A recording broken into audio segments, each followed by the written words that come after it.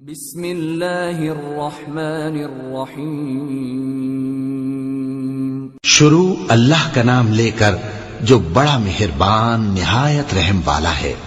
یاسین، قسم ہے قرآن کی جو حکمت سے بھرا ہوا ہے۔ اے محمد صلی اللہ علیہ وآلہ وسلم، بے شک تم پیغمبروں میں سے ہو، سیدھے رستے پر ہو۔ یہ قرآن غالب و مہربان کا نازل کیا ہوا ہے تاکہ تم ان لوگوں کو جن کے باپ دادا کو خبردار نہیں کیا گیا تھا خبردار کر دو کہ وہ غفلت میں پڑے ہوئے ہیں۔ ان میں سے اکثر پر اللہ کی بات پوری ہو چکی ہے، سو وہ ایمان نہیں لائیں گے۔ ہم نے ان کی گردنوں میں طوق ڈال رکھے ہیں اور وہ ٹھوڑیوں تک پھنسے ہوئے ہیں، تو ان کی گردنیں اکڑی ہوئی ہیں، اور ہم نے ان کے آگے بھی دیوار بنا دی اور ان کے پیچھے بھی، پھر ان پر پردہ ڈال دیا تو یہ دیکھ نہیں سکتے۔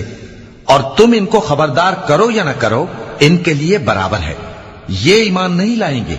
تم تو صرف اس شخص کو خبردار کر سکتے ہو جو اس نصیحت یعنی قرآن کی پیروی کرے اور رحمان سے غائبانہ ڈرے، سو اس کو مغفرت اور بڑے ثواب کی بشارت سنا دو۔ بے شک ہم مردوں کو زندہ کریں گے، اور جو کچھ وہ آگے بھیج چکے اور جو ان کے نشان پیچھے رہ گئے ہم ان کو قلم بند کر لیتے ہیں، اور ہر چیز کو ہم نے کتاب روشن یعنی لوح محفوظ میں لکھ رکھا ہے۔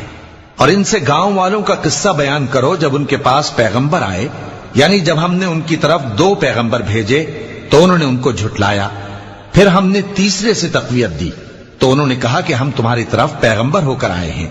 وہ بولے کہ تم اور کچھ نہیں مگر ہماری طرح کے آدمی ہو، اور رحمان نے کوئی چیز بھی نازل نہیں کی، تم محض جھوٹ بولتے ہو۔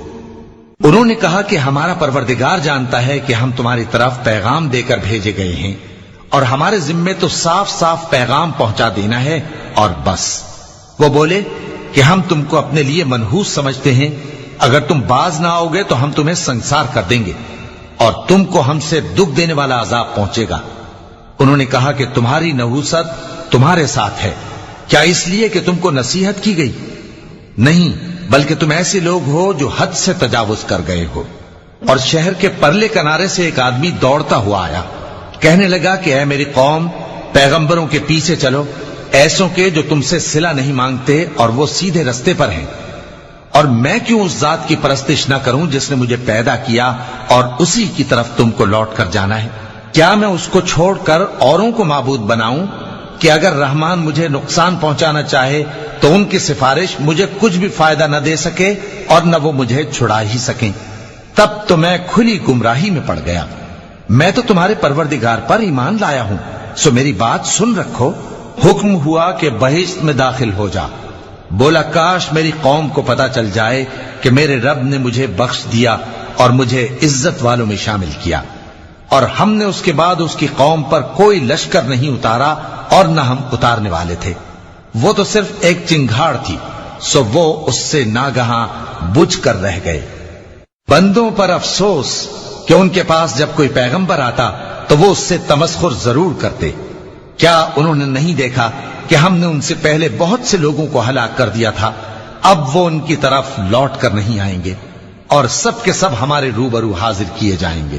اور ایک نشانی ان کے لیے زمین مردہ ہے کہ ہم نے اس کو زندہ کیا اور اس میں سے اناج اگایا، پھر یہ اس میں سے کھاتے ہیں، اور اس میں کھجوروں اور انگوروں کے باغ پیدا کیے اور اس میں چشمے جاری کر دیے تاکہ یہ ان باغوں کے پھل کھائیں، اور ان کے ہاتھوں نے تو ان کو نہیں بنایا، تو پھر کیا یہ شکر نہیں کرتے؟ وہ ذات پاک ہے جس نے زمین کی نباتات کے اور خود ان کے اور جن چیزوں کی ان کو خبر نہیں سب کے جوڑے بنائے۔ اور ایک نشانی ان کے لیے رات ہے کہ اس پر سے ہم دن کو کھینچ لیتے ہیں تو اسی وقت ان پر اندھیرا چھا جاتا ہے، اور سورج اپنے مقرر رستے پر چلتا رہتا ہے۔ یہ اس غالب و دانا کا مقرر کیا ہوا اندازہ ہے۔ اور چاند کی بھی ہم نے منزلیں مقرر کر دی، یہاں تک کہ گھٹتے گھٹتے کھجور کی پرانی شاخ کی طرح ہو جاتا ہے۔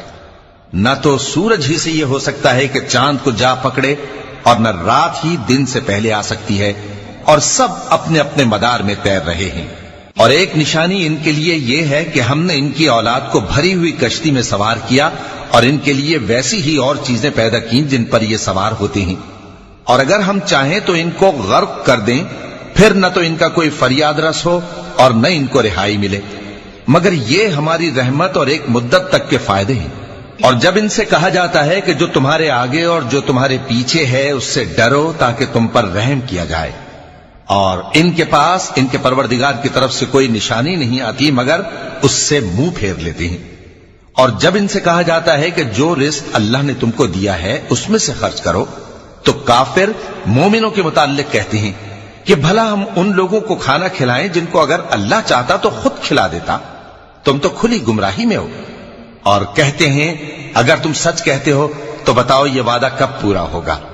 یہ تو ایک چنگھاڑ ہی کے منتظر ہیں جو ان کو اس حال میں کہ باہم جھگڑ رہے ہوں گے آ پکڑے گی، پھر نہ تو یہ وصیت ہی کر سکیں گے اور نہ اپنے گھر والوں میں واپس جا سکیں گے۔ اور جس وقت سور پھونکا جائے گا یہ قبروں سے نکل کر اپنے پروردگار کی طرف دوڑ پڑیں گے، کہیں گے ہائے بربادی، ہمیں ہماری خوابگاہوں سے کس نے جگہ اٹھایا۔ یہ وہی تو ہے جس کا رحمان نے وعدہ کیا تھا اور پیغمبروں نے سچ کہا تھا۔ وہ تو صرف ایک زور کی آواز ہوگی کہ سب کے سب ہمارے روبرو آ حاضر ہوں گے، پھر اس روز کسی شخص پر کچھ بھی ظلم نہیں کیا جائے گا اور تم کو بدلہ ویسا ہی ملے گا جیسے تم کام کرتے تھے۔ اہل جنت اس روز عیش و نشاط کے مشغلے میں خوش ہوں گے، وہ بھی اور ان کی بیویاں بھی سایوں میں تختوں پر تکیے لگائے بیٹھے ہوں گے، وہاں ان کے لیے میوے ہوں گے اور جو وہ منگوائیں گے ان کو ملے گا، ان کو پروردگار مہربان کی طرف سے سلام کہا جائے گا، اور وہ فرمائے گا کہ گناہگارو تم آج الگ ہو جاؤ۔ اے آدم کی اولاد، کیا میں نے تم سے کہہ نہیں دیا تھا کہ شیطان کو نہ پوجنا، وہ تمہارا کھلا دشمن ہے، اور یہ کہ میری ہی عبادت کرنا یہی سیدھا رستہ ہے، اور اس نے تم میں سے بہت سی خلقت کو گمراہ کر دیا تھا، تو کیا تم سمجھتے نہیں تھے؟ یہی وہ جہنم ہے جس کے تمہیں دھمکی دی جاتی تھی، جو تم کفر کرتے رہے ہو اس کے بدلے آج اس میں داخل ہو جاؤ۔ آج ہم ان کے منہوں پر مہر لگا دیں گے اور جو کچھ یہ کرتے رہے تھے ان کے ہاتھ ہم سے بیان کر دیں گے اور ان کے پاؤں اس کی گواہی دیں گے، اور اگر ہم چاہیں تو ان کی آنکھوں کو مٹا کر اندھا کر دیں، پھر یہ رستے کو دوڑیں تو کہاں سے دیکھ سکیں گے، اور اگر ہم چاہیں تو ان کی جگہ پر ان کی صورتیں بدل دیں، پھر وہاں سے وہ نہ آگے جا سکیں اور نہ پیچھے لوٹ سکیں۔ اور جس کو ہم بڑی عمر دیتے ہیں تو اسے تخلیق میں اوندھا دیتے ہیں، یعنی اسے بچپن کی کمزوری والی حالت کی طرف لوٹا دیتے ہیں، تو کیا یہ سمجھتے نہیں؟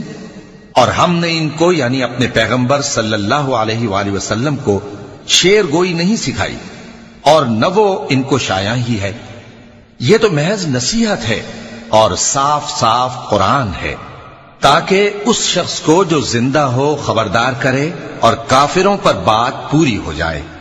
کیا انہوں نے نہیں دیکھا کہ جو چیزیں ہم نے اپنے ہاتھوں سے بنائیں ان میں سے ہم نے ان کے لیے مویشی پیدا کر دیے اور یہ ان کے مالک ہیں، اور ان کو ان کے قابو میں کر دیا تو کوئی تو ان میں سے ان کی سواری ہے اور کسی کو یہ کھاتے ہیں، اور ان میں ان کے لیے اور فائدے اور پینے کی چیزیں ہیں، تو کیا یہ شکر نہیں کرتے؟